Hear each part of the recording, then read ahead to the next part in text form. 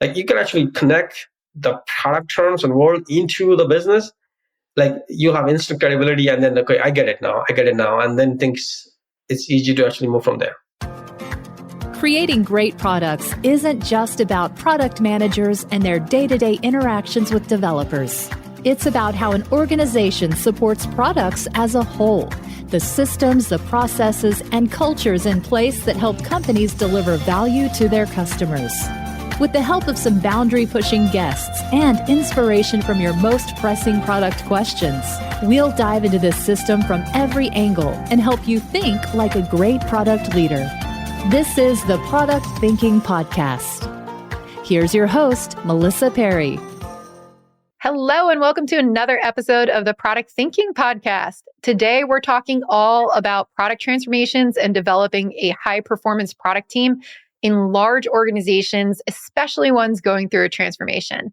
And I'm joined by Deba Sahoo, who is the SVP of Product and the Head of Products, B2B Products, of Fidelity Investments. Welcome, Deba. Hey, Melissa, thank you so much for inviting me. I'm so glad to be part of a podcast and sharing kind of my journey, my expertise and thoughts with the audience here. Well, I'm really glad to have you here too. And I think the topic that we're going to talk about is really important because I know a lot of large companies out there, especially, can we call it like software-enabled companies instead of pure SaaS companies? They're trying to figure out how to set up product organizations, go through this transformation as well. And I know you have led a really successful one. So I'm excited to hear about your stories. But for our listeners, can you tell us a little bit about your background and how you got into product management?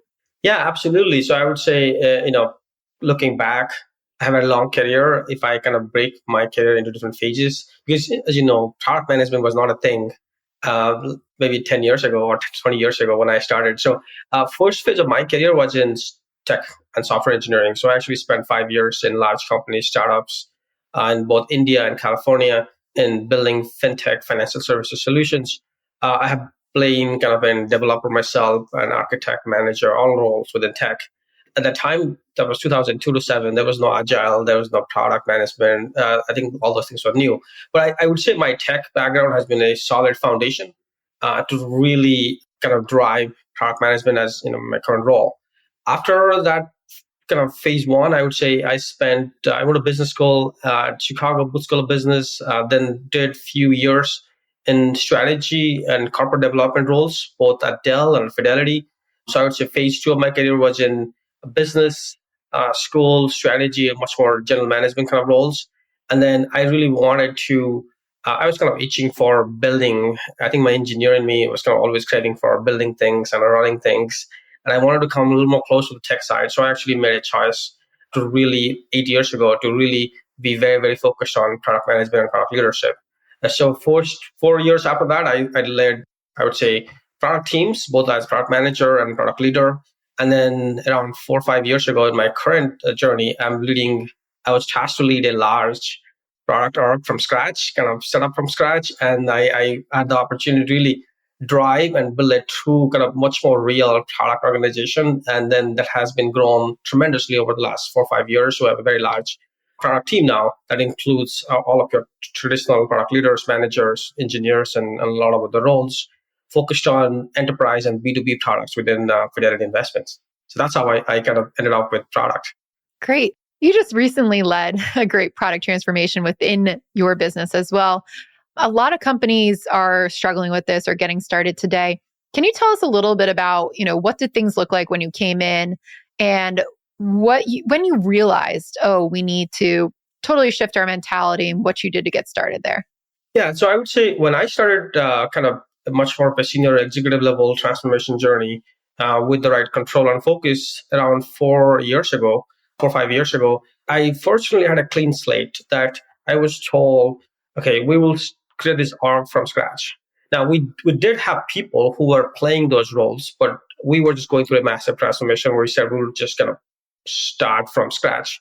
Now, I think when I kind of started to really drive that, my kind of initial few things I observed were like, we had engineers, we had folks, but they're very reactive, much more in a supporting role, taking directions from sales or operations or other groups, because I was in the B2B space, heavy kind of sales and service kind of functions we had too. So I think that was kind of the genesis in history. And we didn't really have a B2B product team per se.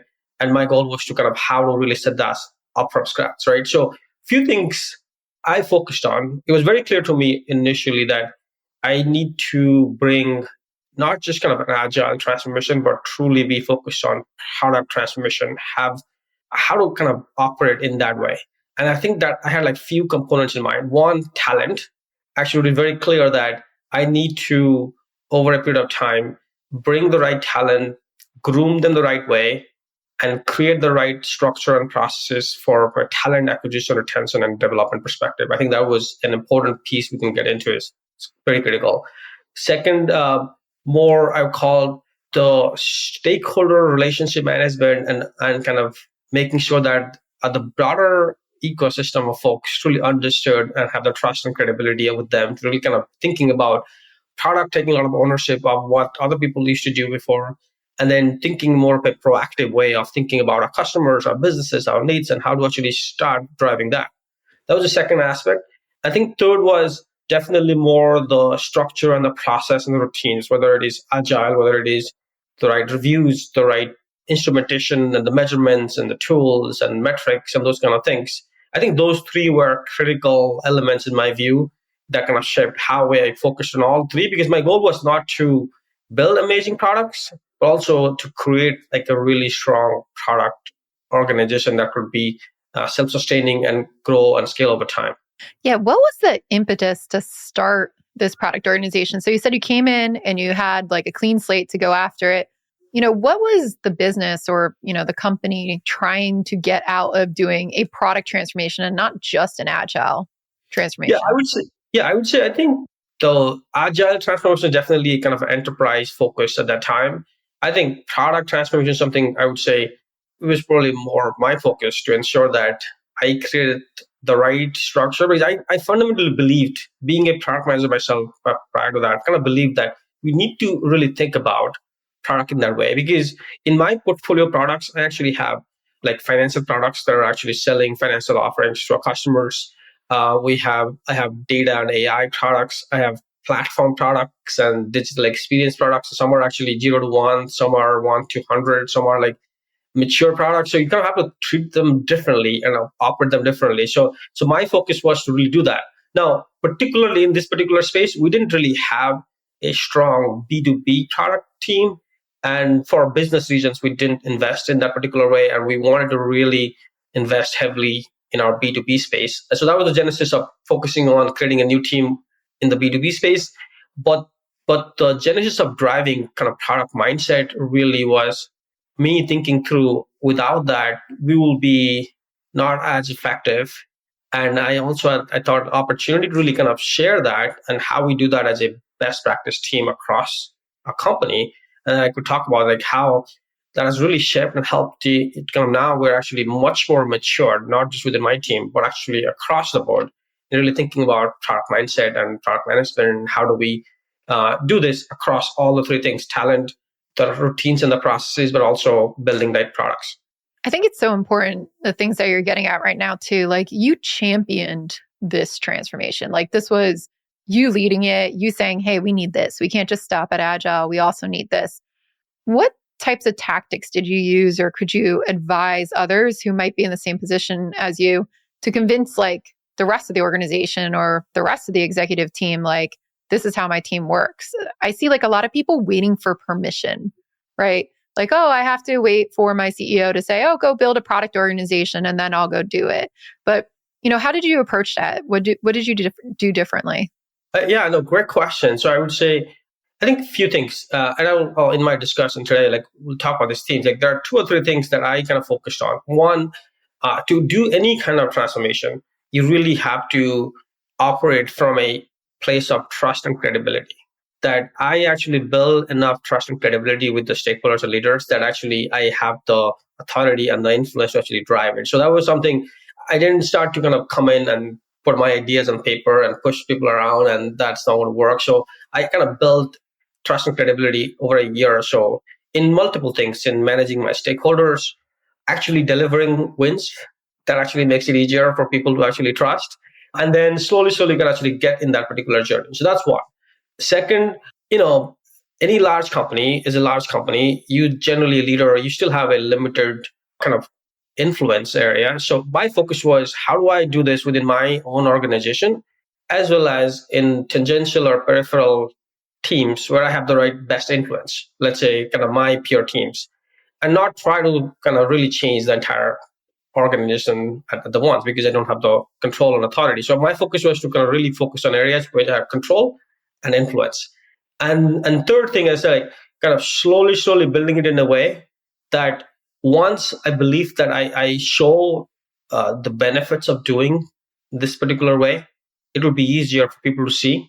And then we will become kind of the model team across the company, and people will come to say, hey, okay, how are you doing this? Let's try to then replicate somewhere else. And then you become the champion, and this is a kind of a positive cycle that actually starts from there. Then actually it's easier to actually go from there and start to scale the same things that you've been doing. Because if you actually do something on a larger scale, there's always risk and concerns and things. But if you're doing this within a particular area where you have a trusted leader, it's much easier actually for people to kind of wrap their heads around, say, let's do this there. And then over time, we'll expand and scale as things kind of progress. I like that. It's like you start with your own stuff instead of yelling at everybody else that they need to change and then not do anything within your own control. So demonstrate it, walk the walk. Really key. I think good lessons for people out there. So you mentioned that you did 3 key things to really start this transformation and focus it. And one of them is on the teams. And I'm really curious because I've worked with a lot of large companies doing transformations, and a lot of them didn't have product managers before. So they took a lot of subject matter experts and we trained them up. And there's some mixed success on whether they can perform or not. Some of the teams get really good at executing on certain stuff, but they're kind of lacking, I think, some of that higher level product thinking to bring the strategies together to really execute on those products. How did you approach the team building aspect and, making great product managers who reported up to you?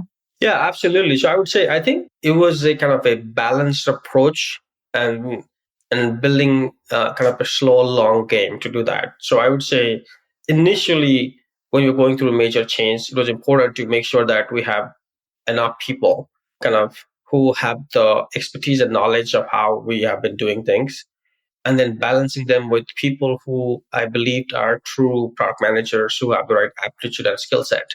And then over time, as people leave, roles open up, things grow, then I have the ability to actually hire much more people who are truly skilled as PMs. So it was kind of a balanced view that initially it was, let's say, 50-50 or mix of these two kind of leaders. And then over time, we kind of know who operates well, who doesn't operate well. And in fact, people who have transitioned into PM roles generally have a better idea after a couple of years how they are doing, how, are they interested in the role, are the best fit, and who else. So it was kind of a slow kind of view into this, but I had a balanced view. And in that way, I also included people from outside of Fidelity who are coming from outside. But I've had a lot of success actually hiring people within the company who are not necessarily in PM roles, but I thought they had really strong aptitude and attitude and skills to groom them into that role. I have found that those kind of people have been the most successful people in my team and more broadly. So I'll give a few examples. So some of them actually came from customer service, like people who have been in the customer service and customer facing roles. They really enjoyed that aspect. They understood that. Now, I could see they were very energized by working with the product teams. And they are the ones who will jump into prioritizing calls. They will say, this is priority 1, 2, 3, and they're very comfortable. And those are the people, like I built a pipeline of people like that, and they saw interest. And over time, it was very clear they're the right fit. And if they're interested, they could come into kind of my team or as a PM role.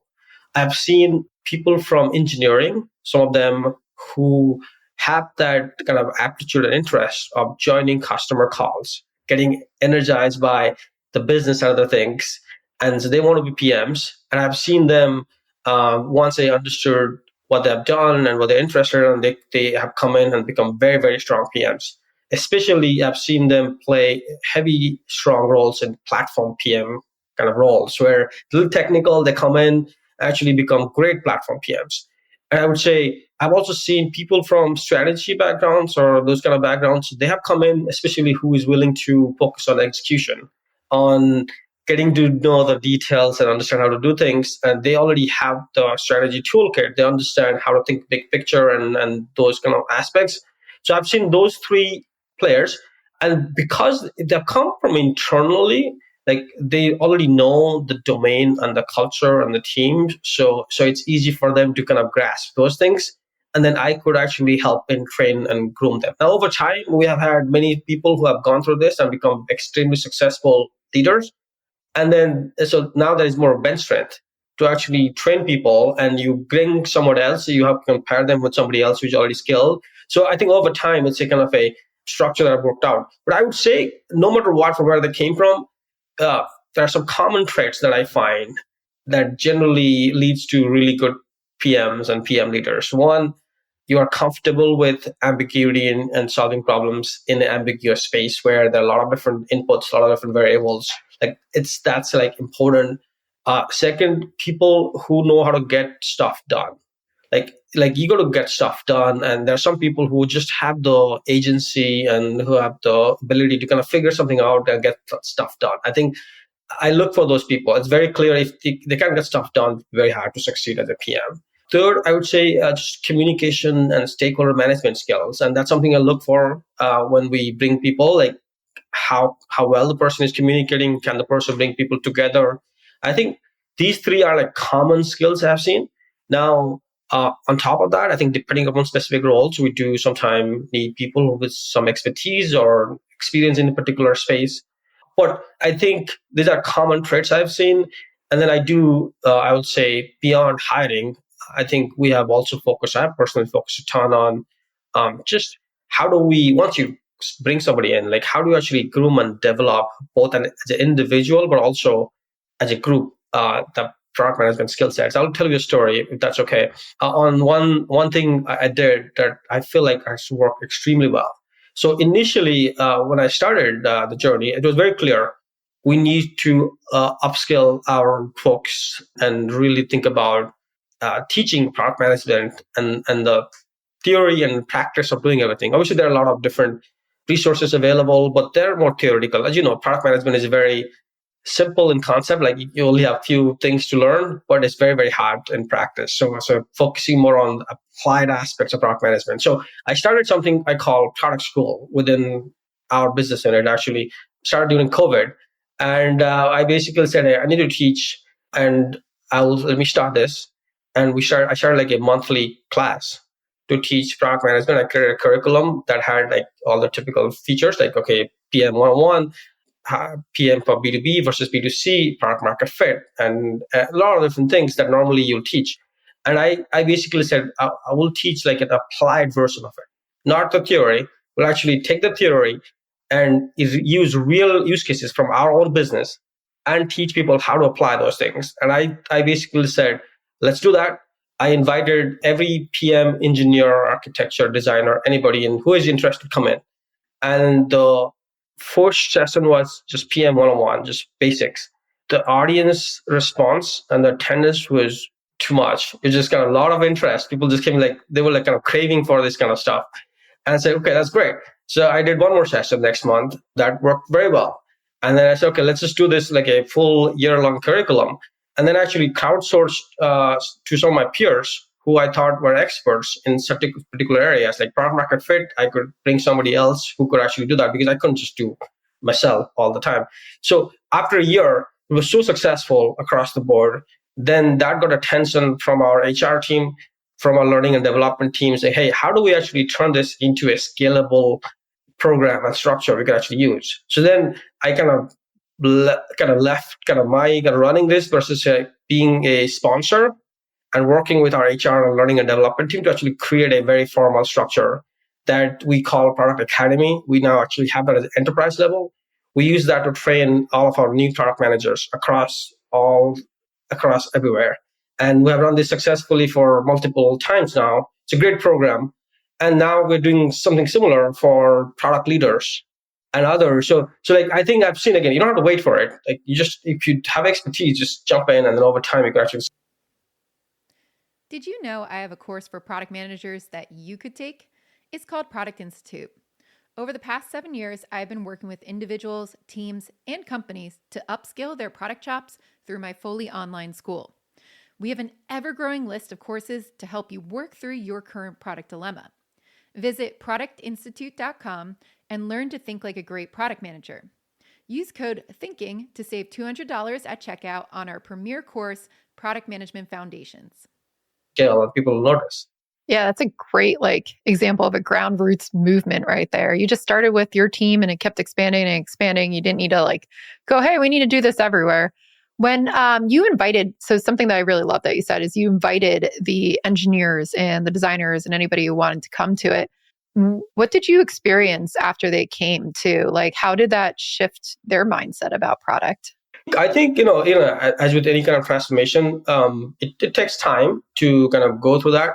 But first, a few things. One, many of them actually truly understood and appreciated actually what it takes to be a PM. Right.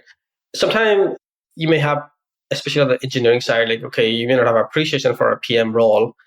And you're saying somebody's going to give me requirements and tell me what to build. But okay, that's all there. But you really understand the art and craft of how to be a good PM.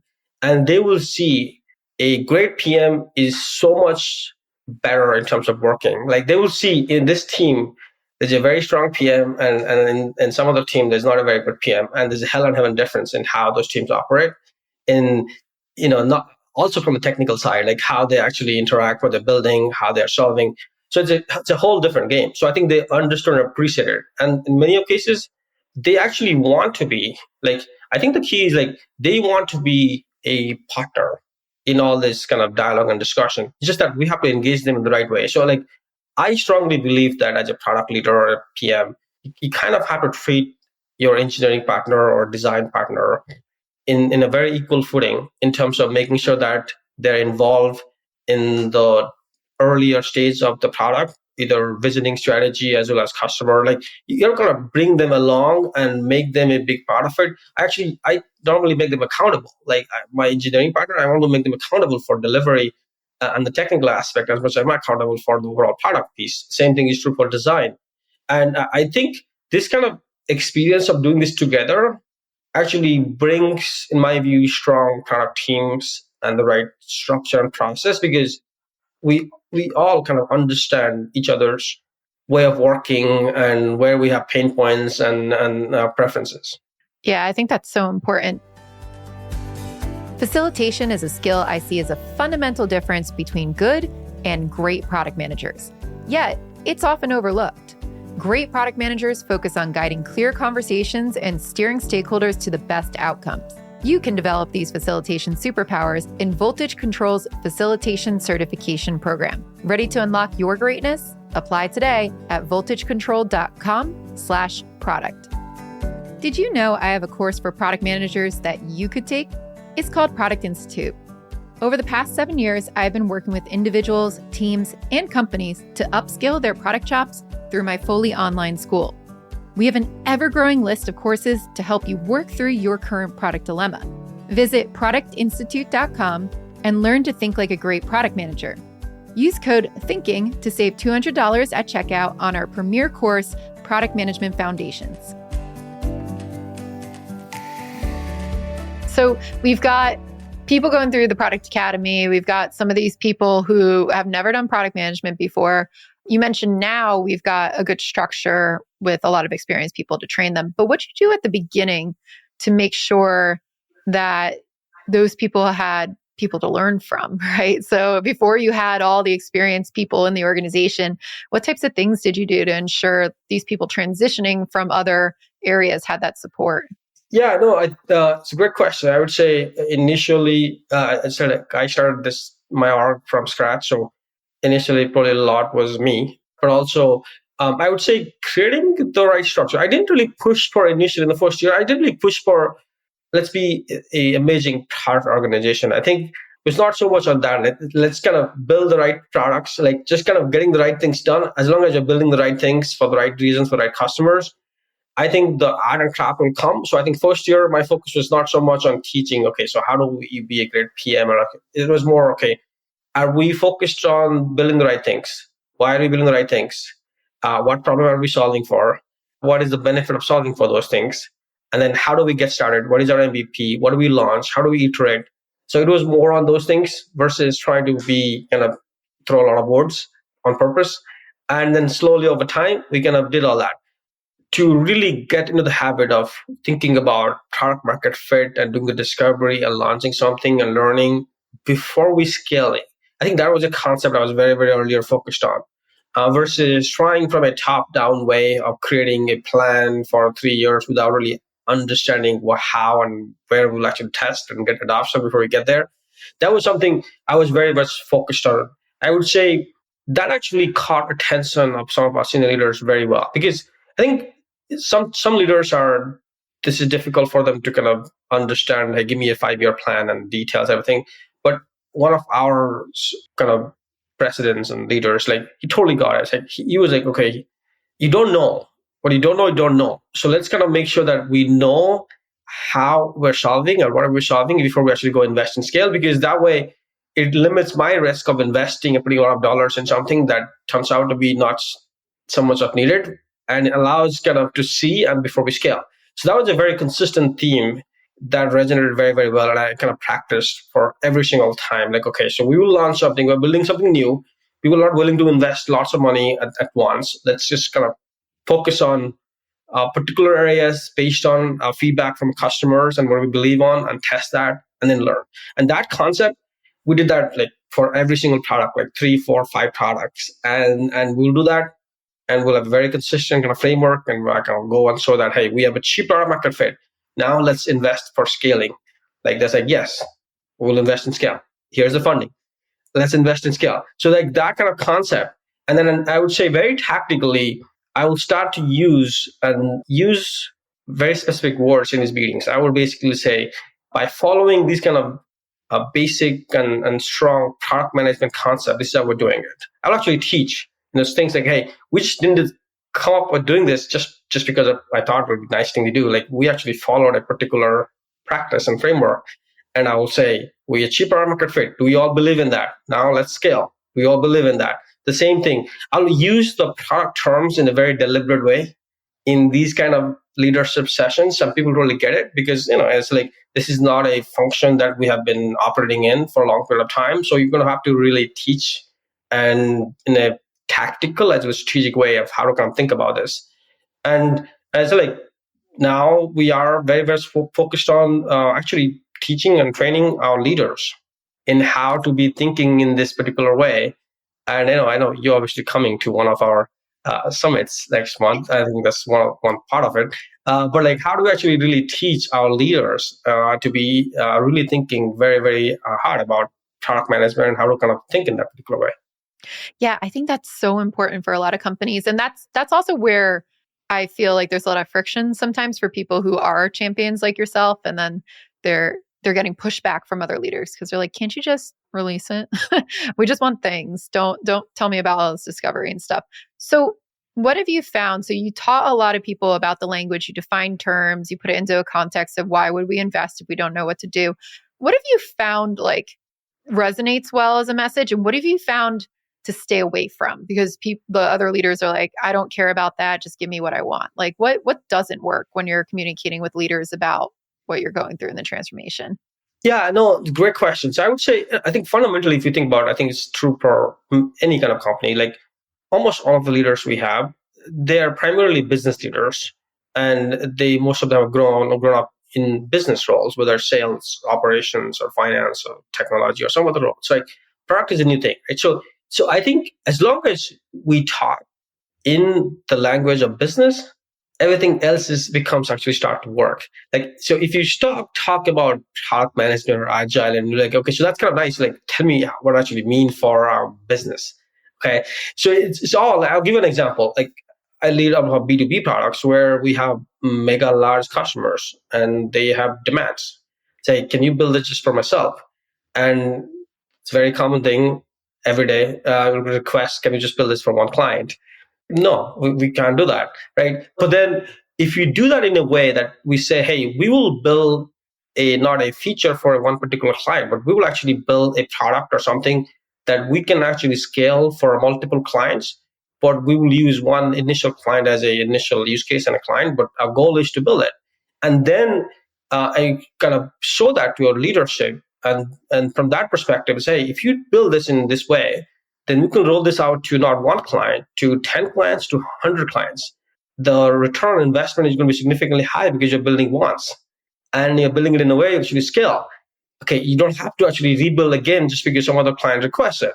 Okay, so that resonates. Like, okay, so now we're actually building a product, not actually satisfying a customer's request, right? So like just kind of a little bit of nuanced view of that is important. And the same thing is true for even for internal tools and all. It's important to actually show what problem it's solving, either for customers or for business, and ideally for both. And if we do not focus on forgetting about any terminology, like it just becomes hard. I think the terminology comes in play a little later, in my view, versus starting from there, unless you have like an enterprise level mandate to go there. But like I think focusing on the right outcomes for the business and the customers, that's everybody understands, whether their product or not. That resonates everybody well with pretty much everybody. So the outcomes that we're talking about too, it's making me think of another question I want to get your opinion on. A lot of product managers, especially on the team level, have a really hard time connecting what they're working on, especially in large organizations, right, back up to the business. Because in organizations like such as yours and other ones, you can have like hundreds and hundreds and hundreds of teams, right? So by the time you get to what a team is working on, it might feel slightly insignificant to them. But I feel like they have a hard time communicating how all of their product metrics roll up into the business. What have you done to help streamline that communication, or what would be your advice to help product teams see how their stuff relates to a bigger picture? What should they do to find that out? Yeah, absolutely. It's a great question. I think it's a very hard thing, and I think we are still maturing in that space. But personally, what I've seen and I've done myself, and I think I've worked well, is really think about, I think we all have some level of metrics and measurements, whether we call OKRs or KPIs or anything. But regardless, I focus on two types of OKPIs. One more outcome focused and one more output focused. I think historically, for a large team who have not operated in a very product way, like I think in general, you'll see more output focused OKPIs. I think that's totally fine, totally appropriate. I think that's where it struggles. Like, okay, so you have an output focused team that's very much focused on building those things, and it's very, very hard to reconcile with somebody asking for outcome at a very higher level. It's very, very hard. So I look at that kind of in a much more kind of a stacked structure, but with a mix. What I mean by that is at a leadership level where you have a little more control over the outcome in a meaningful way that we already have launched, because sometimes it depends on the outcome. Sometimes the outcome is you got to have a product in the market before you can actually really drive outcome, right? So you can't have that for a team that's working for the next quarter, because they're just focused on launching something. I think they will not really drive outcome. So having that view that we're at a more senior leadership level, we have more outcome focused view. At a individual team level, depending upon what the team is working on, there may be ideally a combination of output and outcome driven.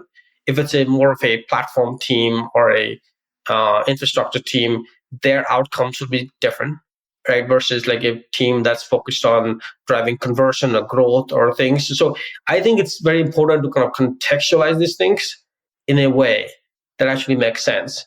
And if we have a team that has KPIs that they can't really impact and drive, it's kind of meaningless. It's very, very hard to do much with that, and generally doesn't kind of count too much. So it's more thinking. And I think, again, in most places, this is a space that we all need to be matured in thinking, and really thinking about how to think about what metrics to choose, what not to choose, and not just choose, like actually how to include those in our weekly or quarterly reviews and processes, where it actually means something, where you're actually going through a strategy discussion, and then you're combining that with the metric discussion to kind of really have those kind of discussions together. So it's a hard journey. I don't have a perfect answer, but I think what I've seen is kind of really thinking a combination of outcome and output. And in some teams, I've focused a little more on output based on what they're focused on, and also by time. Like for a quarter, if they're focused on just building, it's very hard for them to drive an outcome. But versus, let's say, for a growth team or a conversion team, it's easy for them to actually drive outcomes in a quarter because they are focused more on those things. So it's kind of really contextualizing this thing and then make it relevant for the particular team that's essential. Yeah, that makes sense. I try to tell, I think what happened too, I've observed this over the last 10 years, is that we went, oh, no outputs. We're only going to do outcomes, right? So everybody was like, whoosh, over the outcomes. And then they forgot, like, you actually do have to deliver stuff if you're on a product team. So it's like, we can't just dance around the fact that and not talk about outputs at all. Like, you do have to talk about outputs. But the point is, figure out what you're actually going to build first and then talk about the outputs and how that's going to do the outcomes and do the research in it. But yeah, I think you're right. It's like this, it needs this, this mesh of both of them. It can't just be one. But that's a great way to think about it, how you were explaining with the leaderships on the outcomes and on the teams we're getting into the outputs as well. So another good question for you, and I'm sure a lot of people are out there thinking about this. So you work in a software-enabled company, technically, right? Like Fidelity doesn't technically sell software, but software is a critical part of what you do. In many organizations going through these transformations, they're having a really hard time thinking about what a product is. So when you're thinking about, products, how are you thinking about how all of your financial products and your software products come together? I'm just going to throw out the question, like, what is a product to you? How would you describe it to somebody in the context of a software-enabled company? It's a great question. I think that's something, I have seen internally, externally. It's not an easy thing when you talk about product, like what is a product and all. But I would say, I think, we're already in 2023. I think we're in financial services. I think I can't think of any product or services we offer or our industry offers that is not offered through technology. Like, it's okay. Like, there are different industry, like let's say you are doing waste management, you may have actually a truck going, but like in our industry, no matter what, either we're offering our product or services through tech or through our people who are actually using the tech to offer the same products and services. So I think our industry is definitely heavy focused in that particular way. But I would say historically, a long time ago, when we talk about products, generally people think about financial products. Like, are you offering a particular ETF or fund or brokerage or these kind of things? I think in today's world, when I say product, I normally kind of really contextualize that. But I think definitely we're talking more about digital and software kind of products in that particular way. But I kind of categorize them into 4 or 5 categories. And that's how I explain internally as well. So one is more financial products where tech is a piece of it, it's a big piece of it. But when you're trying to really drive impact and outcome, you're trying to drive customer adoption, people's financial outcomes, and how actually it's helping them to save or invest or grow their portfolio and things like that. And tech is a big component of that. So the product leaders who are playing in that space, they have to think about all these things, not just tech. They'll also think about those aspects. And then I think about digital experience products where it's either, the primary focus and motivation is actually building digital experiences. And financial part is a piece of it, like building experiences, enhancing and maturing, whether it's through web or through phones and all. So like that requires some skill set where you have heavily UX and design and those kind of things focused. And then third, I call like platform products. Where you're building typically internal platforms. It could be external too, but like internal platforms, whether it is a backend platform, a data platform, AI platform, or things where it's a platform. The consumers are either internal users, it could be technical users or other product teams, other different users. Like that's a different type of products, right? And then we have other products that are much more focused on, I would say, solving operational servicing or those kind of pain points for either external or internal. So I think these are different categories, and I try to connect the general product terminology into our own world. This is why I think it's important to actually contextualize within how we do things. And within my business, may do things very differently than the healthcare team or somewhere else. But it's important to actually contextualize this. And once you can contextualize, I'll tell you, that's instant credibility. Like you can actually connect the product terms and world into the business. Like you have instant credibility, and then okay, I get it now, and then it's easy to actually move from there. Yeah, I think context is king here, and that's really a good point. I've seen people try to describe, for companies that are software enabled, use more like Amazon's or Google's as a example of how to do things. And you see the rest of the business just shut down because they're like, we're not them. We're not them. And it's true, they aren't them. So they don't understand how it translates to, your own world. So that context is so important. And when you're working, so as the software product leader around this area, how are you plugging in the more like financial product people, like the ones who are going, hey, should we offer this new like 401k investment, right? The one who's actually like figuring out what's in the portfolio. Should we offer this? How do they work with the software teams? Where's that like give and take there? Yeah, so I think I would say, so we have, so when I say in our product organization, the way I structure across the company, we have some of my peers are actually having those financial products. I also have portfolio of financial products within my own team. So I think, so I do. So I actually have a broad portfolio. So I actually have financial products. Now, in those products, it's like there is definitely a more general management aspect. So I think, again, so the skill set of the PMs who are operating in that space have more GM centric in really driving adoption, conversion, go-to-market approach, and those kind of things. And that's the primary skill set. And they're not as focused on building software per se. So it's a combination. So I have a combination team. Some are very software focused, some are more, I think in industry terms, we may call them a growth PM or similar kind of a role, but they're definitely focused on more general management aspect. So personally, I do think, we do have infrastructure in play in understanding those needs, and really, it's like, I have to look at business outcomes there in a much more critical path on what is the value we're driving, how many customers are we getting, how do we package, how do we bundle, how do we price, and those things come into play. So it's kind of a mixture, but they are generally within our product organization. It's just that some people are heavily focused on that. In those teams, they will still have software product managers and others who are kind of really making sure the, let's say, payment and tool and those things work. But then the product leaders are focused more broadly on not just on the software part, but also kind of selling and servicing the products in the marketplace. Oh, that's so important. That's like also music to my ears. I'm so happy to hear that because I think that's so critical that you bring those things together and make them work together. And I see so many companies keep them very, very separate. And then it becomes a territory war over like who's leading what. Is it the software people? Is it the business people? And they're also not thinking about what are we actually doing for the customer at the end of the day here? Like, how do we all achieve these gains? And it's not just about like, can somebody click through my workflow? It's about, can somebody, get the financial independence they were looking for, which is welcome. I've heard you actually speak a lot, and I'm also pretty passionate about this. Like in my space, but also I believe that the product kind of, let's say, strategy management and those aspects, and the product development aspects of actually writing your epics and stories and Jira, but all that, they all need to be part of one person's role. They're not separate, and that's how we do things. That's how all my teams are. That's how a company is.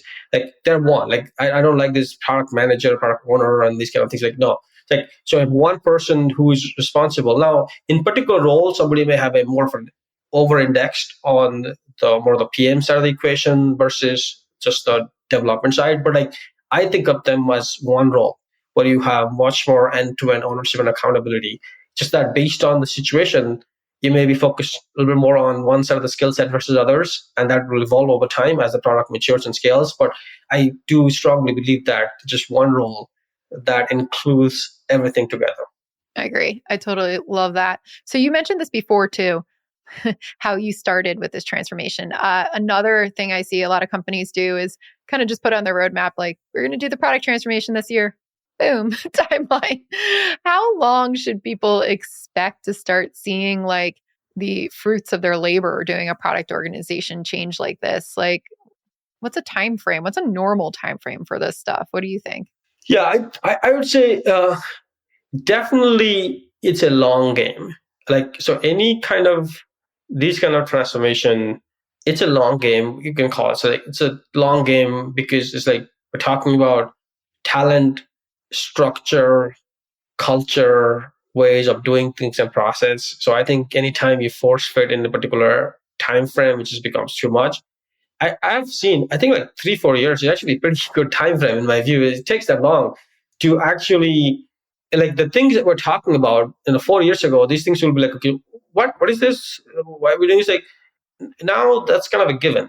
We don't talk about these things. So like this is no longer a new thing. This is how we do things. So it's the conversation is more on other things. So I think we've kind of gone past those things now in many areas. Now obviously there are always things to mature. I think in the PM leadership space, so we're kind of optimizing and maturing in some areas where we need to mature. But I do think I've not seen anything where you get to a maturity stage in less than a few years. That's good to hear. It's definitely a long game. I haven't seen anybody do this in a shorter amount of time either. But especially a large organization, you're steering a huge cruise ship towards a different target.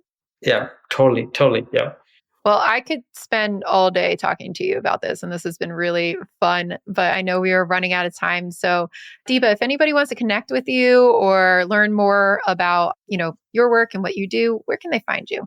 Yeah, no, same. First of all, thank you so much for inviting me. I could talk about this all day, every day, right? So I would say for me, I'm very much available on LinkedIn. And I can post my LinkedIn kind of profile there. I do write some articles on Forbes Council, so I put it out there too. But like LinkedIn is the primary place you can connect with me, and I'm very actively involved in the product community. Actually, I love to give back and teach. I do a lot of teaching and with product managers across the board. So I'm always available in coaching, teaching, and mentoring because I fundamentally I'm very passionate about really elevating the role of product and product leaders across our industry. Thank you so much for all that work that you do too. I think that's so important for people to learn from product leaders like you. We'll link to your LinkedIn in the notes for this podcast as well. But for those of you out there listening, if you enjoyed this podcast, please click subscribe so that you never miss an episode. And we'll be back next week with another Dear Melissa on Wednesday. And we will see you then. Awesome. Thank you all.